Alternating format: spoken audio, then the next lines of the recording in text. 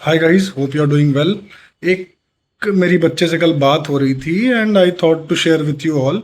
ये बहुत important information है। हो सकता है उस बच्चे ने जैसी गलतियां करी थी वैसी गलतियां आप भी कर रहे हो। सो बेसिकली उनके बारे में बताता हूँ। उन्होंने बीटेक कर रखा है इस साल ही and he is very good in full stack. He has done some knowledge of gen as well. इसके अलावा उनको कुछ यूआई यूएक्स का भी नॉलेज है। तब उन्होंने क्या करा कि एक ही रिज्यूमे में सारी चीज़ें मेंशन कर दी और उनका कंसर्न ये था कि उनको इतनी सारी चीज़ें आने के बाद भी जॉब कॉल्स नहीं आ रहे।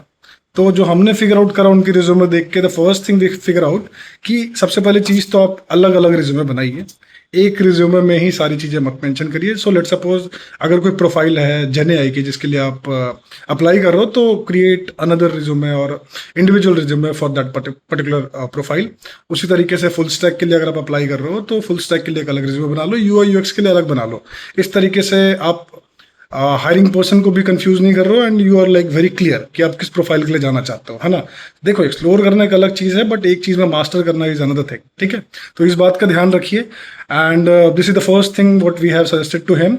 अपार्ट फ्रॉम दिस, इसके अलावा हो सकता है गाइस कि और भी कुछ कमियां हो, जैसे उनकी जॉब स्ट्रैटेजी सही ना हो, किस तरीके से वो नौकरी जैसे पोर्टल्स पे अप्लाई कर रहे हैं या किस तरीके से लिंक्डइन पे वो रीच आउट कर रहे हैं फाउंडर्स को, मैनेजर्स को या एम्प्लॉयज़ को, ताकि उनको रेफर करें।